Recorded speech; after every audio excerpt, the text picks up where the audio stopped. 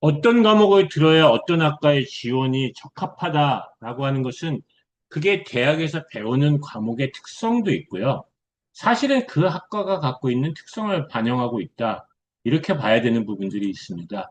예컨대 간호학과를 간다면 결국 질병을 다루는 건데요. 의학과를 갈 때도, 의예과를 갈 때도 놓치는 게 사람의 질병이거든요. 그러니까 사람에 대한 속성을 좀 잘 알아야 된다. 환자를 좀 잘 알아야 되죠. 그러니까 질병만으로 하게 되면 사문화적인 거니까 약하게 되는 거고요. 사람의 질병이라고 하면 사람의 특성이 있잖아요. 우선은 연령별 특성이 있죠. 성인병, 그다음에 노년병, 소아병이 다 다를 수가 있죠. 남성이 다르고 여성이 다른 부분들이 있고요. 지역별로 풍토병이라는 것도 있고요. 이런 식으로 사람을 다루는 분야들이기 때문에 각각의 것들이 단순하게 정량적인 법칙으로 바뀔 수 없다. 그러면 그것이 이제 생물학의 특징이 됩니다. 그래서 간호학과에서는 생물학이 사실 굉장히 중요하고요. 확률과 통계는 미적분하고 성격이 좀 다른 부분들이 좀 있어요. 그러니까 통계적으로 어떻다라고 얘기하는 것은 절대화되지 않는다는 거잖아요. 미적분이라는 것은 원인과 결과를 갖다가 설명해주는 학문이다라고 해서 보다 좀 정령적이라면 확률과 통계는 정성적인 측면이 있죠. 그러니까 간호학은 간호통계라는 걸 들어보신 적이 있잖아요. 그러니까 확률과 통계가 미적분보다 더 중요하다. 결국 그런 이유 때문에 간호학과는 문과에서도 가능하다라고 하는 거고 잘 설명하는 기능이 필요하죠. 결과적으로는 뭐 의사 선생님도 잘 설명해 주시긴 하는데 간호 선생님한테 물어봐야 되는 경우들이 더 많을 수가 있잖아요. 그리고 도제 시스템이니까요, 간호가. 그러니까 교사적인 기능도 좀 필요하고 홍보 전문가적인 기능도 좀 필요하겠죠. 그래서 문과 쪽에서 간호라면 국어, 영어가 필요할 수 있고요. 이과 쪽의 간호라고 할 때도 미적분보다는 확률과 통계가 더 좋고 가장 필요로 하는 것은 역시 생명이고 그러니까 화학과 미적분이 전부 다 엄밀한 학문이라고 볼 수 있는 부분들이 있거든요. 그러니까 이 부분은 좀 권장 과목으로 빠지는 것이고요. 그래서 경희대학교에 보시면 미적분이 권장 과목으로 화원 화투가 권장 과목으로 대신에 생환 세투는 핵심 과목으로 되어져 있어서 화원 생환 내신이 다 좋으면 좋은데요. 아닌 경우에는 적어도 생투는 꼭 들어야 되고 생투 쪽에서도 등급뿐 아니라 원점수도 좋으면 좋다라고 보는 거고 수학이 앞에선 좋은데 좀 미적분이 나쁘다. 근데 확률과 통계가 좋다. 그러면 가능하다. 이렇게 볼 수 있는 거고 고려대학교는 더 압축을 했죠. 핵심 과목은 세개 확통, 생원, 생투. 연세대학교는 핵심 과목이 생원, 생투, 확통.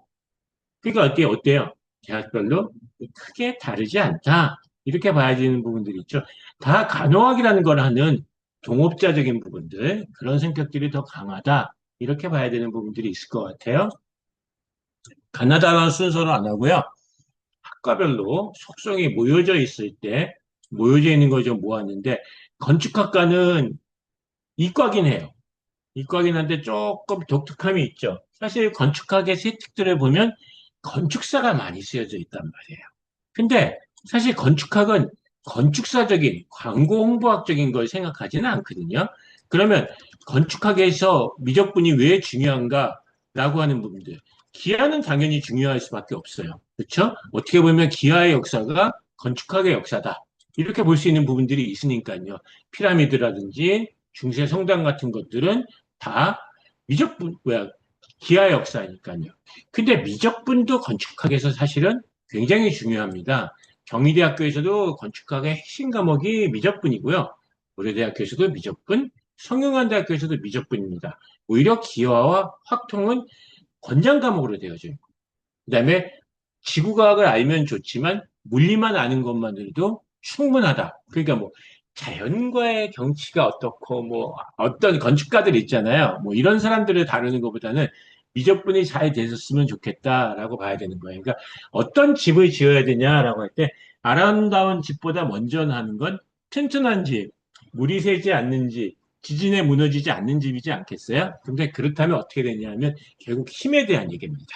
지진, 바람 이런 것들이 다 힘이잖아요. 외부적인 충격이니까 이걸 어떻게 분산시킬 것이냐라고 하는 부분들이죠. 그러니까 미분이라는 건 그런 겁니다. 어떻게 분산시키냐라는 거고 적분이라는 건 어떤 거냐면 얼마나 더해지느냐.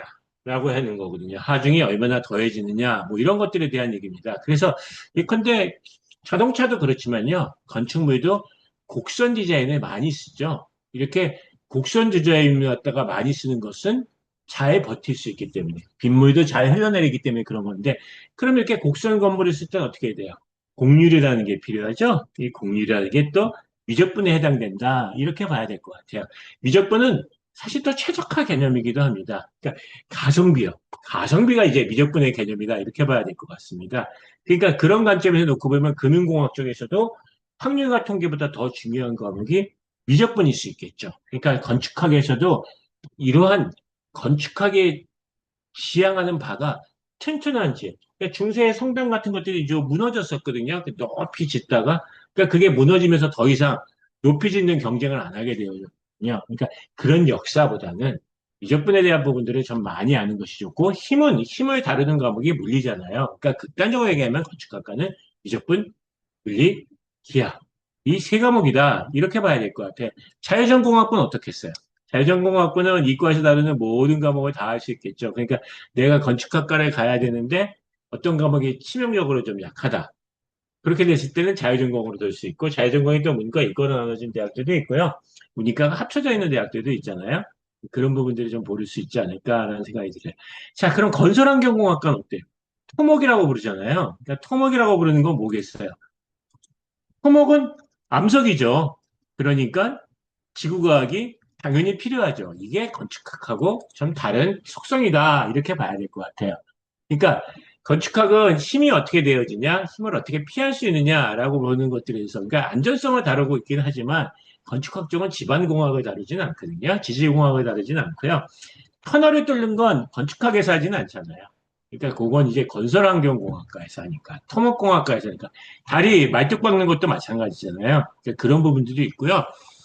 건설환경공학과는 우리나라에서는 뭐 그렇게까지 할 일은 없겠지만 방제공학이 되기도 해요. 그러니까 예진 설계 같은 거 하는 것들 그런 것도 하게 되기도 하고요.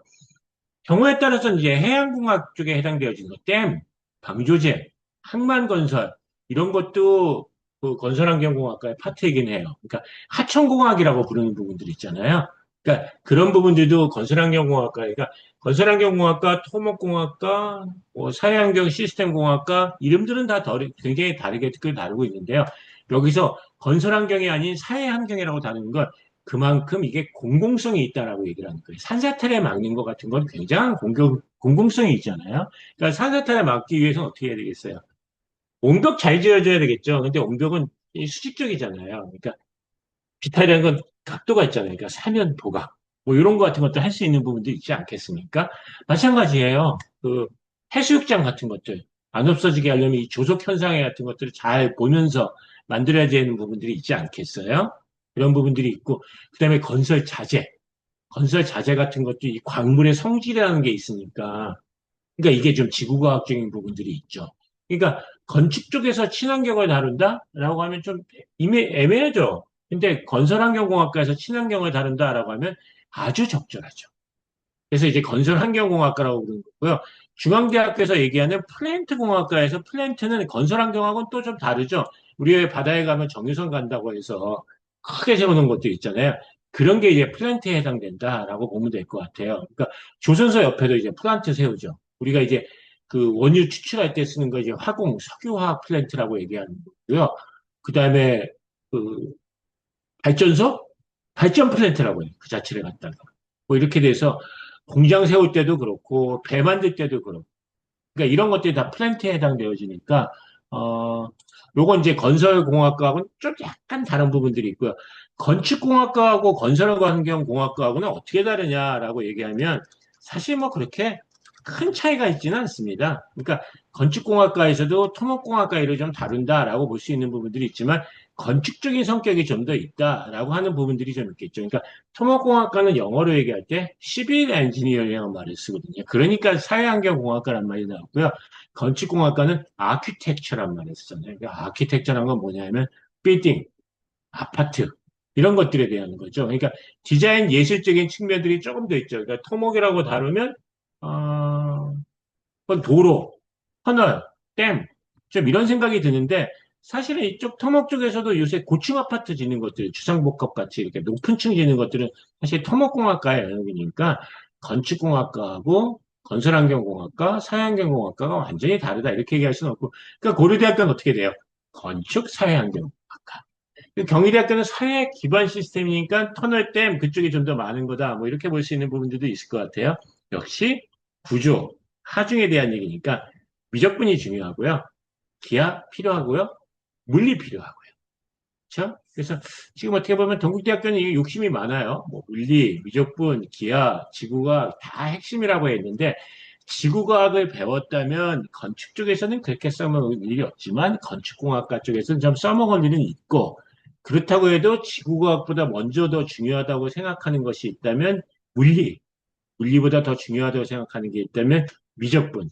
근데 이제 대체적으로 이렇게 뭐 건축공학과니 토목공학과니 이런 데 오는 학생들이 이제 미적분 성적이 좀 안 좋잖아요. 그러면 이제 어떻게 되겠어요? 기하를 이수했느냐? 미적분을 이수했냐? 물리를 이수했냐? 지구과학을 공부했냐? 이 중에 한 과목이라도 좋은 과목이 있는가?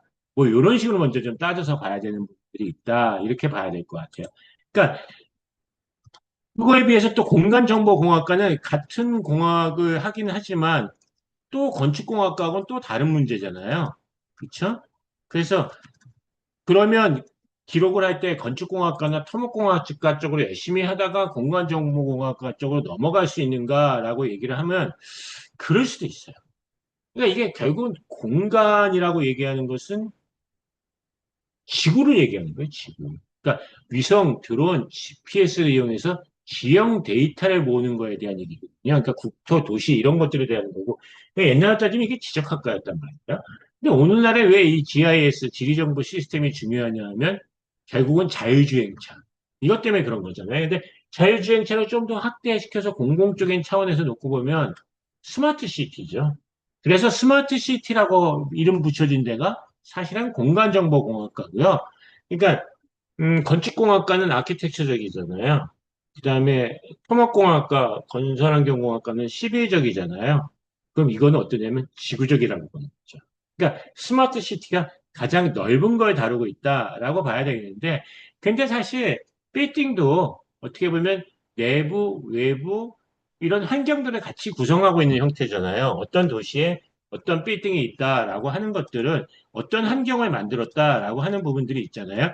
우리 그 건축과 가는 사람들이 다루는 내용들 중에서 그 동대문에 있는 그 디자인 센터, DDP라고 부르는 그 자하드라는 사람이 자하 하디드라는 사람이 지은 서울의 건축물에 대해서 이렇게 평가하는 게 있어요. 이게 자하 하디드는 뭐 건축 쪽에서 유명한 상을 받은 사람이긴 한데 그러니까 이것을 이제 GPS적으로 공간정보학적으로 다뤘다라고 보는 분이 있고 곡선이잖아요.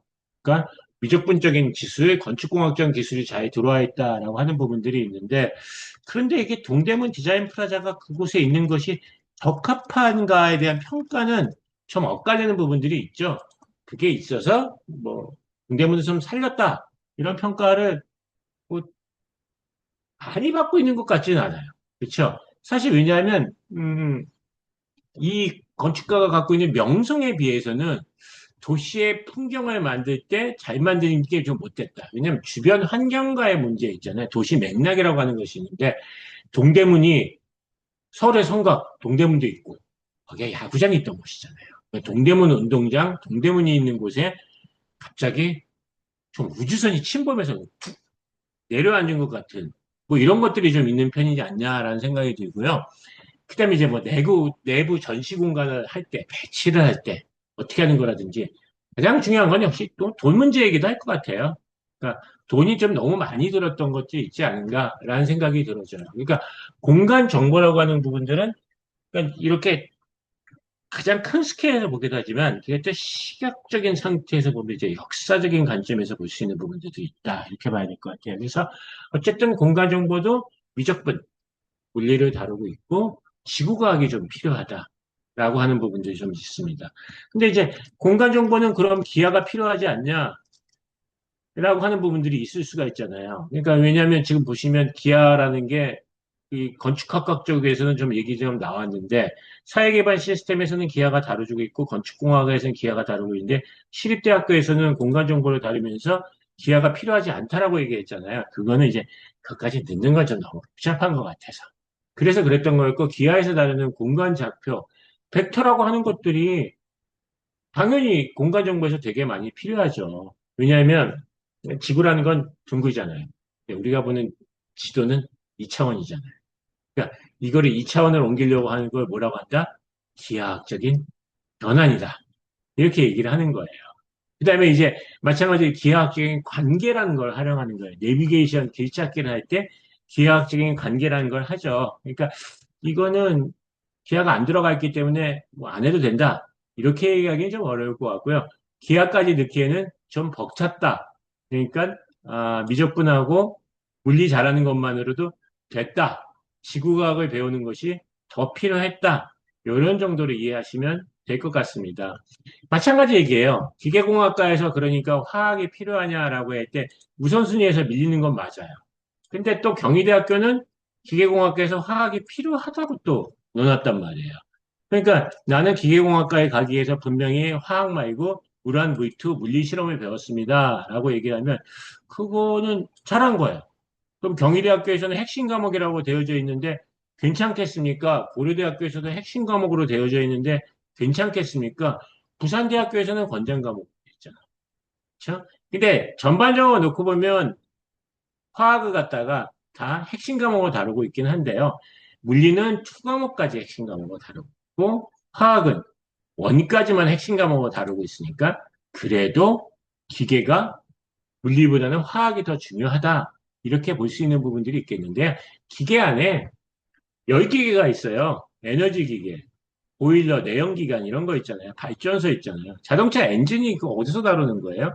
이게 기계과에서 다루는 거예요. 그래서 그 물리에서도 보면 연력학이라는 걸 배우잖아요. 연력학이라는 건 이제 뭐 휘발유, 수소 이런 것들이 산소하고 만나서 반응을 해서 폭발을 해서 피스톤을 움직이고 뭐 이런 것들에 해당되는 거잖아요. 그럼 이제 이렇게 되는 이 연소공학을 하게 되면 어떻게 되냐? 이게 화학으로 넘어오게 되고요. 기계를 만들 때 구조라는 게 있죠. 우리가 대표적으로 이제 철근을 쓰죠. 근데 이제 세라믹도 써요. 그렇죠? 그 세라믹이 건축물에 얼마나 들어가나요? 그러니까 철근이 많이 들어가는 건 알고 있는데요. 세라믹도 사실은 건축물에 꽤 많이 들어가 있습니다. 그러니까 그런 것 같은 것들은 이제 저기 재료 쪽으로 되게 많이 필요로 하다고 보는 거죠.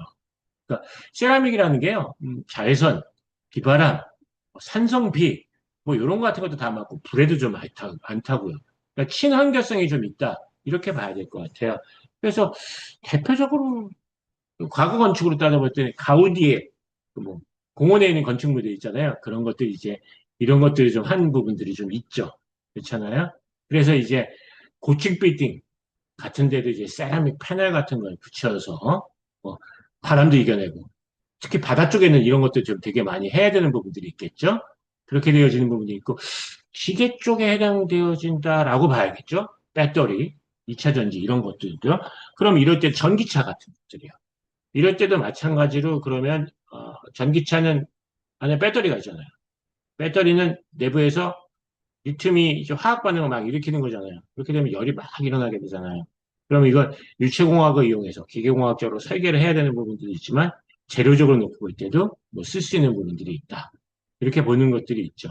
그래서 어쨌든 이런 식으로 기계공학이 어, 화학하고도 연결이 좀 굉장히 많이 되어 있기 때문에 기계공학의 핵심 과목이긴 하고 화학이 화2까지는 좀 권장 과목에 해당된다. 확률과 통계가 좀 권장 과목에 해당된다. 근데 이제 뭐 기계공학은 전자공학보다는 물리보다는 미적분을 좀 더 핵심적으로 좀 쓰고 있는 분이다. 라고 봐야 되는 부분들이 있을 것 같아요. 그러니까 어떤 학생이 그 물리 성적이 좋은데 기계공학과를 가야 될까요? 전자공학과를 가야 될까요? 라고 만약에 2학년 때 물어본다고 치면은 전자공학과를 가는 것이 더 맞을 것 같다라고 봅니다. 물론 물리는 어느 쪽이나 다 하는 부분들이 맞지만 전자 쪽에서는 이제 물리 2에서 배우는 전자기하학이라고 하는 것들이잖아요. 맥스웰 방정식이요. 뭐 전기가 흐르고 자기가 흐르고 어쩌고 저쩌고 하는 거 있잖아요. 그러니까 기계공학도 그런 부분들이 있긴 하지만 그건 이제 물리완 정도에서 보시면 되니까요. 고전역학 쪽에 해당되잖아요. 뭐 연력학, 유체역학, 동역학 이런 것들이 이렇게 되어지는 부분들이 있고 물리는 최근의 것들, 양자역학 같은 것들 좀 다루잖아요. 반도체 물리학이라는 게 좀 있죠. 그런 부분들이 있으니까 어, 물리 쪽의 성적이 좋고 물리 투를 하고 물리 실험이 되어지는 형태가 되어진다고 하면 세특 쪽도 마찬가지로 그런 쪽을 쓰기가 좀 더 쉬우니까 전자 쪽이 좀 더 맞지 않을까 라고 하는 부분들이 있게 되어지고요. 뭐 두 학문에 갖다가 다 모아서 하는 것들을 갖다가 메카트로닉스라고 하죠. 그러니까 기계공학, 전자공학, 물리가 다 모여져 있는 거. 그런 게 이제 뭐 로봇공학이기도 해요. 그게 이제 자율주행차이기도 하고. 그러니까 현대차가 로봇을 만드는 게 아주 자연스러운 형태일 것이다. 라고 봐야 될 것 같죠. 그러니까 우리가 센서라고 하는 거 있잖아요. 이게 전자적 현상이고 물리적 현상이에요. 그렇죠? 빛, 온도, 거리를 전자기적 신호를 바꿔주는 거잖아요. 이렇게 보내고 센서는 또 어떻게 해야 돼요? 제어를 해야 되죠. 그 제어는 또 누가 해요? 반도체가 해요. 그런 부분들이 있지 않을까라는 생각이 드는데 그래서 그런 걸 통해서 이제 힘을 발휘해서 로봇이 팔이 움직이고 바퀴가 굴러가는 형태의 것들이 되는 거잖아요. 그러니까 그렇게 되어지니까 기계과에서도 미적분 물리 화학이 필요하고요. 전자과에서도 미적분, 물리, 화학이 필요한데 미적분이 좀 더 쓰이는 데가 기계과 쪽이고 만약에 물리를 좀 더 강조를 한다면 전자과 쪽으로 갈 수 있겠지만서도 기계 로봇 쪽. 그러니까 동국대학교는 기계 로봇 에너지 공학과라고 되어 있잖아요. 그러니까 에너지 공학과니까 당연히 뭐 화학이 좀 필요하겠죠. 그러니까 그거 이제 나노 스케일이다. 나노라는 건 나노 물리, 나노 전자, 나노 화학. 분자단위 안쪽으로 좁아지는 거잖아요. 그러니까 나노 메카트로닉스로 만든다. 그런 것도 좀 필요할 수 있는 상황이 되고요. 이게 하늘로 올라가면 항공우주, 바다로 가게 되면 조선해양이 되게 돼요. 그렇죠? 그러니까 항공우주 쪽이라고 해서 기계공학과랑 크게 다르지가 않겠죠. 그런 부분들이 있을 수 있고 원자력공학과 같은 경우에는 핵심 과목에 화학2가 들어가잖아요. 그러니까 원자력공학은 당연히 이게 물리적인 현상인데 화학공학이 또 왜 중요하냐? 라고 하는 부분들이 있을 수 있지 않겠어요? 앞에서 뭐 충분히 뭐 기계나 전자 쪽에서 많이 다뤄졌던 부분들이고 합니다. 그래서 원자 쪽은 당연히 뭐 물리 쪽이 되게 중요하긴 한데요. 원자로 설계를 하잖아요. 핵 연료를 제거한다든지, 그다음에 원전 관리를 하고 핵 연료 처리를 한다든지, 뭐 이런 것 같은 것도 있잖아요. 왜 우리가 그 우라늄 정년이라는 말을 들었잖아요. 우라늄 농축이라는 말도 있잖아요. 정년, 농축. 이런 것들은 대부분 다 이제 화학적 기술입니다. 무기화학적 기술이라고 합니다. 그래서 이제 그 핵 처리하는 것들, 이런 것들도 있고, 이제 무기화학이 있고, 이제 한양대학교 보면 유기화학이 있잖아요.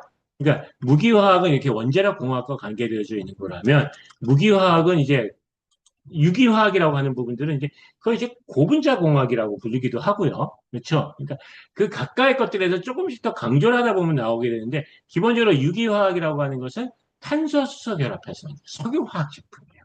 그래서 플라스틱도 있지만 의약품도 유기화학에 해당되어진다. 라고 보여지는 부분들이고요. 무기화학은 탄소, 수소 중심 화학물 외에 전부 다. 전부 다. 그러니까 뭐 반도체, 소재, 촉매, 배터리 뭐 이런 것도 전부 다 이제 무기화학에 해당된다. 이렇게 봐야 될 것 같아요. 그러니까 무기화학이 유기화학보다 범위는 더 넓죠. 그러니까 2차 전지, 반도체, 신소재 이런 것들이 다 무기화학과고요. 유기화학과라고 보면 정밀화학, 제약, 바이오 이런 쪽에 해당되어진다라고 볼게요. 그러니까 나는 유기화학과에 가서 반도체를 하겠어요. 뭐 이게 쉬운 일은 아닌 거죠. 그렇죠? 왜냐면 여긴 탄소 구조를 배운다니까. 석유화학 물질을 배운다니까. 근데 뭐 유기화학은 전망이 없어요. 그렇진 않죠. 제약회사, 정밀회사, 바이오, 화장품이 얼마나 전망이 있는데요. 이런 차이가 있어요. 그러니까 고등학교 단계에서 나는 유기화학을 하겠습니다. 무기화학을 하겠습니다. 그건 뭐 그렇게 크게 의미가 있는 것 같지는 않아요. 그렇죠? 그러니까 유기화학을 할 수도 있고 무기화학을 할 수도 있는 거 아닌가. 이렇게 보여지는 부분들이 있고요. 어쨌든 이제 원자력공학과라고 하는 것은 좀 무기화학적이다. 이렇게 볼 수 있는 부분들이 있다. 뭐 이렇게 봐야 될 것 같아요. 그렇죠? 그래서 여기가 이제 핵 처리하는 부분들이 있으니까 연료 처리, 우라늄 농축, 뭐 원자재 냉각 이런 거 하는 것들이 있으니까 여기도 화학이 좀 필요하다. 이렇게 봐야 될 것 같아요. 그래서 그거를 이제 하고서 뭐 원자력 쪽에 대한 얘기들을 많이 다루고서 그래서 그게 뭐 에너지공학과, 기계공학과로 가는데 문제가 있냐면 전혀 문제 없거든요. 그러니까 오히려 기계 쪽에 관련된 세팅만 딱 쓰여져 있기보다는 이런 뭐 원자력 쪽에 관계된 얘기들 많이 쓰여져 있는 상태에서 기계과로 가는 모습들, 그 학원과로 가는 모습들, 이런 모습들이 더 보기 좋을 수도 있어요.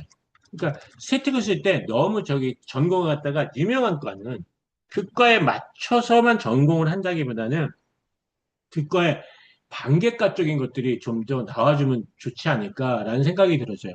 그러니까 제가 그런 얘기하는 게 원자력은 결국은 발전소잖아요.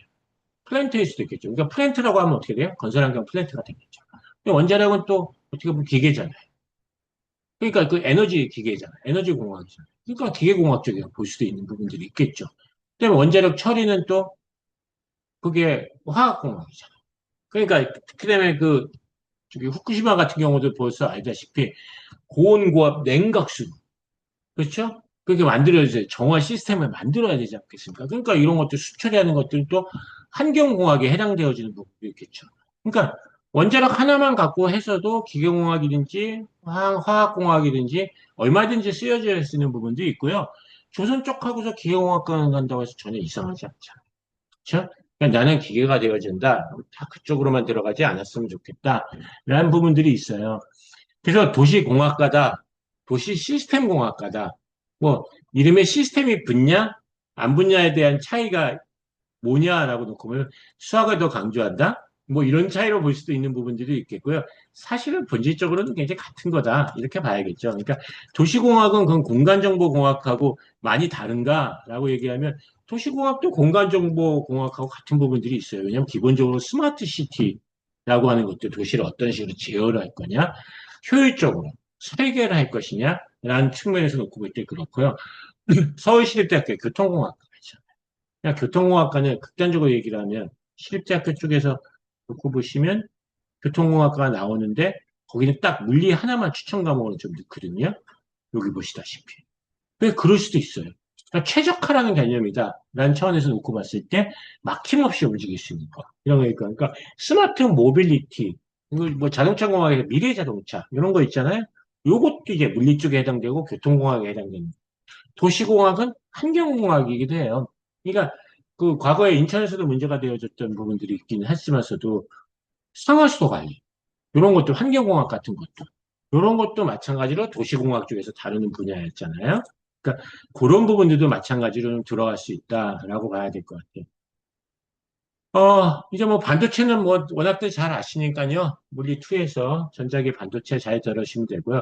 수학, 물리, 화학 다 필요한 상황이고요. 반도체 재료라는 차원에서 볼 때 화학도 역시 마찬가지로 핵심 과목에 해당되어진다라고 봐야 되고 동국대학교는 화학이 권장 과목으로 되어 있지만 고려대학교 가려면 물리뿐만 아니라 화학도 잘해야겠죠. 당연히 미적도 잘해야겠고요. 기하도 잘해야겠죠. 그렇지 않겠습니까? 그러니까 반도체도 기하가 필요하냐라고 하면 기하가 필요합니다. 이렇게 이해하셔야 될 것 같아요. 등등 그래서 그런 부분들이 있습니다. 그래서 이제 뭐 반도체는 뭐 시스템 반도체다, 물리학과다, 뭐 이런 것들이 좀 있는데 교통공학과까지 그렇게 될 수 있을 것 같고 산업공학과는 이게 정보 시스템 공학과이기도 하거든요. 이게 공정 관리를 하는 부분들이 좀 있어요. 그러니까 시스템 공학과라는 차원에서 어, 최적화라는 차원에 다루고 있기 때문에 화학공학과, 기계공학과랑 같이 관계되어져 있는 부분들도 있지만 우선 중요한 게 미적분이고요. 다음이 영어고요. 확률과 통계고요. 물리가 조금 좀 있었으면 좋겠고요. 경영공학이라고 하잖아요. 의사결정에 대한 부분들. 그러니까 아주 좁게 결정할 때 그 물리를 쓰거든요. 그래서 그런 부분에서 놓고 볼 때는 경영학적인 좀 성격도 있다. 그러니까 내가 뭐 무조건 학통만 하는데 과학 과목이 잘 안 된다. 그러면 시스템 경영공학과 성균관대학교에서 배우는 컬이 따라서 경영 쪽에 초점을 맞춰서 하는 방법들도 좀 있지 않겠는가라고 보는 거예요. 그러니까 조금씩 넘어오는 거죠. 좀 기계에서 그다음에 에너지 쪽으로 갔다가 원자력 갔다가 도시공학 갔다가 그다음에 이제 산업공학 가는 거잖아요. 이제 여기서 좀 더 넘어가게 되면 보안 쪽으로 넘어오게 되면 인공지능 수학 붙어서 스마트 보안, 그다음에 중앙대학교 올해 이제 AGU 플러스 이제 계약학과 됐잖아요. 뭐 산업보안공학과 이런 형태가 되어질 수도 있는 상황이게 되고요. 그다음에 뭐 더 나아가면 뭐 물리교육 또 물리학의 범주 내에는 있잖아요. 그렇지 않겠어요? 그렇게 되어져 있으니까, 뭐, 역시 마찬가지로 물리학 쪽을 하려고 하는데, 기계 쪽을 하려고 하는데, 뭐 여러 가지 형편으로, 뭐 관심은 많이 보여줬는데, 그 기록은 많은데, 그런데 성적은 좀 모자라다라고 얘기하면 그때는 사실 또 어떻게 생각하냐라고 하면 아 그럼 나는 과학 커뮤니케이터인가 보다 이런 쪽으로 생각해서 물리교육, 컴퓨터 교육 뭐 이런 쪽으로 좀 해줬으면 좋겠어요. 아, U 플러스는 참 그 숭실대하고만 되게 딱 맺은 거고요. 중앙대 산업병은 뭐 여기에다가 뭐 두산, 뭐 LG CNS, 뭐 LIG 넥스원, 뭐 LIG 넥스원이 이제 그 에어로스페이스 디펜스 하는데요. 뭐 이런 데들하고 다 같이 연계되어져 있는 뭐 이런 것을 한다라고 보면 될 것 같아요. 그래서 사이버 보안, 그다음에 뭐 산업 기밀 보안 뭐 이런 거 같은 것들 다루는 분야인데 이 분야도 뭐 사실 그러니까 굉장히 좀 유망하고요. 또 산업공학과는 또 좀 다른 데인 거죠. 산업공학과는 전국대학교 산업시스템공학과 여기 서 있고 고고하게 수학만 배우면 된다고 되어져 있는데 시스템경영공학과, 산업경영공학과 뭐 이쪽에 좀 해당되어진다. 이렇게 보시면 될 것 같아요. 그렇죠? 이제 여기서 이제 넘어오게 되면 이제 소프트웨어가 되는 거예요. 소프트웨어가 되어지면 산업경영공학 쪽에서도 필요로 했던, 산업보안 쪽에서도 필요로 했던, 스마트 보안에서도 필요로 했던 이제 인공지능 수학이라는 게 좀 필요하게 되겠죠. 그 이쪽으로 오게 되면 이제 음, 물리는 그렇게까지 중요하지는 않은 상태가 되겠죠. 물리를 알고 있으면 좋지만서도 기본적으로 어떻게 처리를 한다, 어떻게 작동한다가 아니고 이거는 뇌 안에서 움직이는 거잖아요. 그러니까 머릿속에서만 움직이는 형태가 되어지니까 기하, 미적분, 인공지능, 수학 이런 것들이 좀 필요할 테고요. 국어나 영어 중에서 택 1이죠. 뭐. 그러니까 국어를 하게 된다는 것도 인공지능 모델을 이해하는 데 좀 도움이 될 수 있고요. 영어를 하게 된다는 것은 뭐 첨단 기술을 좀 잘 알 수 있는 부분들이 있기 때문에 두 과목이 치명적으로 나쁘다? 그러면 이제 좀 곤란하겠죠. 그렇죠? 근데 이제 요새는 확실히 경향이 뭐냐면 인공지능 수학이라든지 확률과 통계 같은 것들을 같이 하는 것들을 좀 원하고 있다라고 봐야 될 것 같고요. 뭐 기아 쪽이 인공지능이나 AI 쪽에서 어떻게 쓰여지고 있는가에 대한 세팅 같은 걸 좀 다뤄주는 것들 필요할 것 같아요. 요게 이제 중앙대학교 안성 캠퍼스에 가면 예술공학이라고 있다고 서강대학교에 가면 아트앤테크놀로지라고 하잖아요. 그러니까 마찬가지로 이건 이제 가상현실 부분이 좀 더 들어가는 덕선여대에도 있죠. 뭐 그런 형태가 되어진다라고 봐야 되고 요 인공지능 수학 기하는 또 데이터 과학과에서도 필요로 하고요. 데이터 과학에서 좀 더 오리지널리티로 가게 되면 수학과가 된다라고 봐야 될 것 같고 수학하고 통계하고는 어떻게 다르냐 하면 통계라는 게 자연현실을 다룰 때는 통계학과라고 그러고 인문사회현상을 다룰 때는 응용통계학과라고 하잖아요. 근데 연세대학교에서도 통계학과에 다룰 때 기하 미적분을 같이 핵심 과목으로 다루고 있어요. 그렇죠? 어떻게 보면 응용통계학과는 연세대학교 같은 경우에 권장 과목으로 확률과 통계를 다루고 있잖아요. 그러니까 수학 3대 과목이 다 있었으면 좋겠다. 그러니까 연세대학교 응용통계학과 같은 경우에는 올해 같은 경우에 자연계열 학생들 지원하기 상당히 좋다. 아마 이제 수학 성적은 좋고 과학 성적이 좀 나빴을 때. 근데 수학하고 과목이 친환성이 있어요. 계산화학이라고 하는 것들이 있고요. 그다음에 마찬가지로 물리도 물리 통계가 있으니까요. 이런 부분들이 있으니까 물리화학이 둘 다 나쁘면 좀 곤란할 것 같고요. 미적분, 학통 성적이 좋았을 때가 있는데 둘 중에 어느 게 더 좋으면 좋냐라고 하면 거기에도 우수한 학생들이 더 모여있는 것도 미적분이니까요. 그러니까 학통 쪽에서 기록이 좀 좋으면 좋고 미적분 쪽에서는 성적이 좋으면 좋다.